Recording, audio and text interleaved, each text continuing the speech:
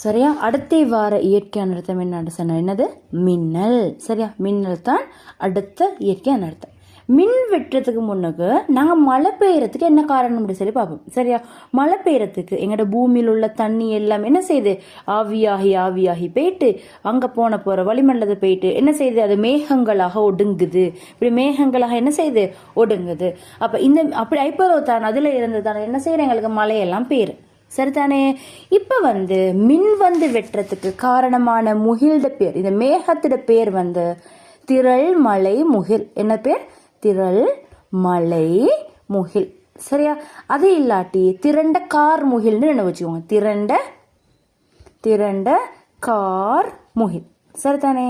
அப்ப இதைத்தான் என்னது? மழை உருவாகிறதுக்கு தேவையான முகில். சரியா?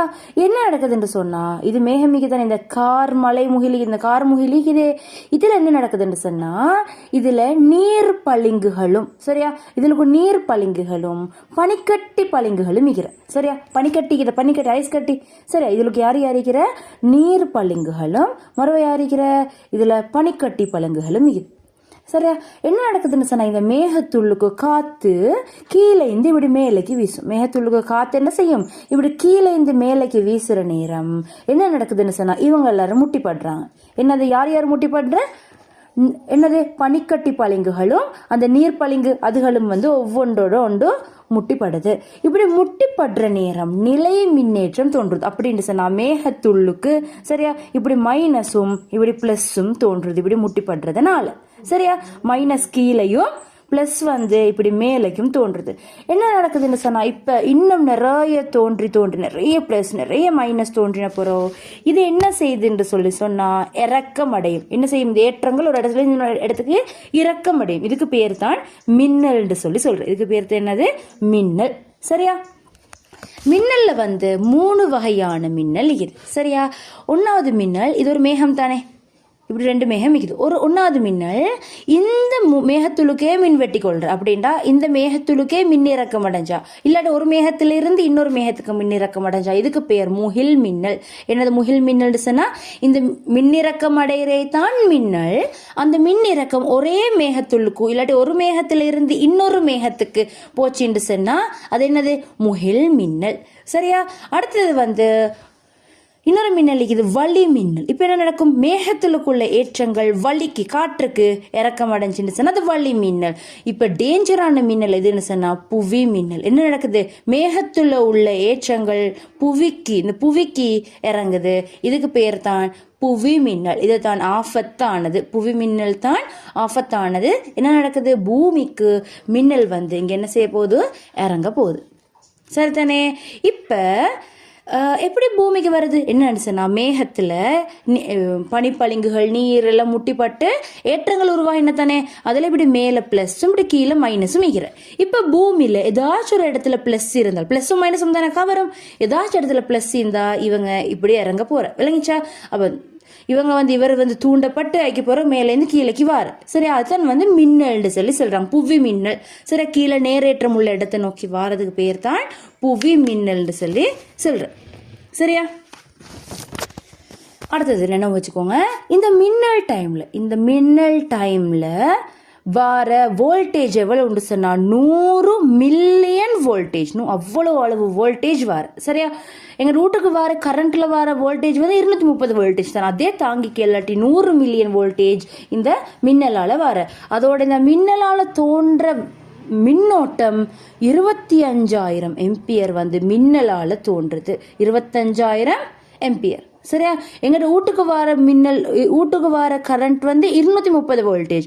ஆனா மின்னலால வர்றது 100 மில்லியன் வோல்டேஜ். சரியா? எங்க வீட்டுக்கு வர கரண்ட் ஒரு பல்புக்கால போற கரண்ட் 0.1 எம்பியர். ஆனா மின்னலால வர்றது 25,000 எம்பியர் வருது. சரியா? அவ்வளவு என்னது? டேஞ்சர். சரி, அவ்வளவு இது டைம்ல தான் அந்த சுத்தி உள்ள காத்தெல்லாம் சூடாகிரும். ஏன்னா இவ்வளவு பெரிய கரண்ட் வாரு அப்படி சூடாகும். இல்லைங்கச்சா? இந்த மின்னல்ல இருந்து பாதுகாக்கிறதுக்கு என்ன செய்யலும்? மின்னல்ல இருந்து பாதுகாக்கிறதுக்கு என்ன முறைகளை செய்யலும்? சரியா? ஒன்றும் மின்னல் கடத்திகளை இடுற. இப்ப நீங்க பாத்துக்கிறீங்களா? கொழும்புல லோட்டஸ் டவர்ல இப்படித்தான் நிற்கிறீங்க. இப்படி ஒரு கூறுகிறது கண்டிக்கிறீங்களா? ஏன்னு சொன்னா என்ன செய்யற இந்த கூரோட சேர்த்து சரியா மின் வந்து படும் இங்கே தான் உயரமான இடத்துக்கு தானே படும். அப்போ இந்த இடத்துல வந்து படுற நேரம் என்ன செய்யுது, இது அப்படி வந்து இங்கிட்டு சைடாக இப்படி ஒரு வயர் ஒன்று எடுத்து நிலத்துக்கு போட்டிப்பாங்க. மின்னலுக்கு வந்து வேலை நினைச்சா நிலத்துக்கு போகணும் தானே. நிலத்துக்கு போகல ஒரு பில்டிங் இருந்தால் பில்டிங் லுக்கால போ பார்க்கும், மனுஷன் ஒன்று நின்றுனா மனுஷன் லுக்கால போ பார்க்கும், ஒரு மரம் ஒன்றினா மரத்தொருக்கால போ பார்க்கும். அப்போ இங்கே வந்து பட்ட மின்னல் என்ன செய்யுது, இந்த வயரால நிலத்துக்கு போயிட்டு. அப்போ இந்த பில்டிங் என்னமாச்சும் ஆபத்து வருதா இல்லை. அப்போ இந்த மின்னல் கடத்திகள், இதுகளுக்கு தான் பேர் மின்னல் கடத்திகள் சரியா. அப்போ பில்டிங்ஸ் எல்லாம் தாக்குற நேரம் மின்னல் கடத்திகளை இடணும் சரியா.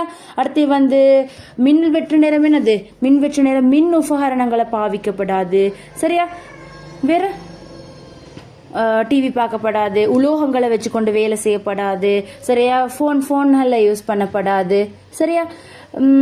அப்போ வேற வந்து இந்த சுற்றாடலில் உள்ள கடத்தி கம்பிகள் இருக்குது, கடத்தி கம்பிகள் அதால வந்து மின் வந்து கடத்தப்படுற. உதாரணத்துக்கு மின் விநியோக கம்பி, தொலைக்காட்சியில் உள்ள அந்த வாணி கம்பி இருக்குது, என்டனாட கம்பி, அதுகள் எல்லாம் வந்து கொஞ்சம் நாங்கள் அதெல்லாம் வந்து கையாலெல்லாம் ஹேண்டில் பண்ணி கொண்டு ஈக்கப்படாது சரியா. அடுத்து வந்து நாங்கள் என்ன செய்யணும்னு சொன்னால் மின்னலுடனான காலநிலை ஏற்பட முன்னர் மேற்கொள்ள வேண்டியவை வருமாறு.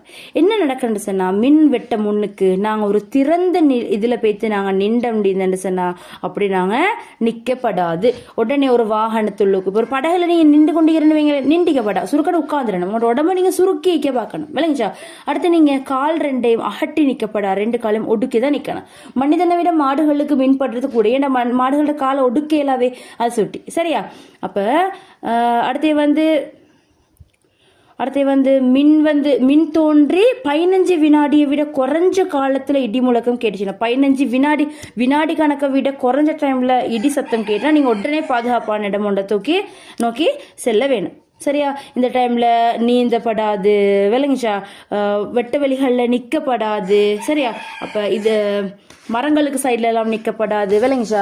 அடுத்து வந்து மின்னலால் தாக்கின ஒத்தருக்கு என்ன செய்யலாம், மின்னலால் தாக்கின ஒத்தருக்கு என்ன செய்யலாம் சரியா. அவரை தொட்டா எங்களுக்கு வந்து ஒரு பிரச்சனையும் இல்லை. மின்பட்ட ஒருத்தர் புழுதை நிறுத்தினா, மின்னல் பட்டு புழுதை நிறுத்தினா அவரை தொட்டேன்னா எங்களுக்கு ஒரு பிரச்சனையும் இல்லை. என்ன செய்யற, கை கால் எல்லாம் வந்து விரைச்சி போயிட்டு நினைச்சேன்னா என்ன செய்யற, மசாஜ் செய்யற அவருக்கு சரியா. கை காலில் மசாஜ் செய்யற, மூச்சுடு எல்லாமே நினைச்சேன்னா செயற்கை சுவாசம் வாயில் வச்சு கொடுப்பாங்க. அப்படி மறுவ வந்து அந்த ஹார்ட் பீட் குறைஞ்சிச்சுன்னு சொன்னா நெஞ்சில் வச்சு அமுக்குவாங்க, அதெல்லாம் வந்து செய்யணும் சரியா. இப்போ நோட்ஸ் எழுதக்கொள்ள மின்னல் தாக்கம்னு சொல்லி தலைப்பை போடுங்க. ஒன்றாவது மின்னல் தாக்கம்னு சொல்லி போட்டுட்டு சரியா, மின்னல் தாக்கம்னு போட்டுட்டு இப்படி முகிலுண்ட வரைஞ்சி இதுக்கு பெயர் திரண்ட கார் முகில்னு சொல்லி பெயர் கொடுத்துட்டு இதில் சரியா, இதில் இப்படி நீர்த்துளி, இது வந்து நீர்த்துளியும் பனிக்கட்டி பழங்கி, ஒன்று நீர்த்துளின்னு காட்டுங்க, ஒன்றை பனிக்கட்டி பழங்குன்னு காட்டுங்க சரியா. அதோட இப்படி இப்படி காட்டுங்க, இவங்க முட்டிப்படுற மாதிரி சரியா. இப்போ இதை வரைஞ்சிட்டு நீங்கள் கீழே எழுதுங்க சரியா. காற்றோட்டம் காரணமாக நீர் பளிங்குகள் ஒன்றுடன் ஒன்று உரோஞ்சுகின்றன. இதனால் நீர் மூலக்கூறுகளும் பனிக்கட்டி பளிங்குகளும் மின் ஏற்றத்தை பெறுகின்றன அப்படின்னு போட்டு அடுத்தையில் என்ன வரைய போறீங்க, மேலே இப்படி ப்ளஸ் சீக்கிற மாதிரி, மேகத்தில் கீழே மைனஸ் சீக்கிர மாதிரி வரையணும் சரியா. அடுத்த பாயிண்ட்ல முகிலுக்கு கீழே உள்ள நிலப்பரப்பின் நிலப்பரப்பின் நேர் ஏற்றம் தோன்றினால் என்ன செய்யும், நேரேற்றம் தோன்றினால் இங்கு ஏற்றங்கள் மின் இறக்கம் அடையும் அப்படின்னு சொல்லி எழுதிக்கோங்க. அப்படின்னா இப்படி வார மாதிரி இப்படி வரைஞ்சுக்கோங்க அதை சரியா. அடுத்து மின்னல் 3 வகைப்படும் சொல்லி எழுதிட்டு, மின்னல் 3 வகைப்படும் சொல்லி இங்கே இது இப்படி பாயிற மாதிரி ஒன்று காட்டுங்க. அடுத்தது இப்படி ஒரு முகிலை காட்டு, இப்படி இது இன்னொரு முகிலுக்கு பாயிற மாதிரி சரியா. இதுக்கு எழுதுங்க நீங்கள் முகில்களில் ஆரம்பித்து முகிலில் இருந்து முகில் இப்படி எழுதுங்க, முகில்களினுள் அல்லது முகில்கள் இரண்டிற்கு இடையில் நடைபெறும் மின்னிறக்கம் அப்படின்னு சொல்லி எழுதுங்க.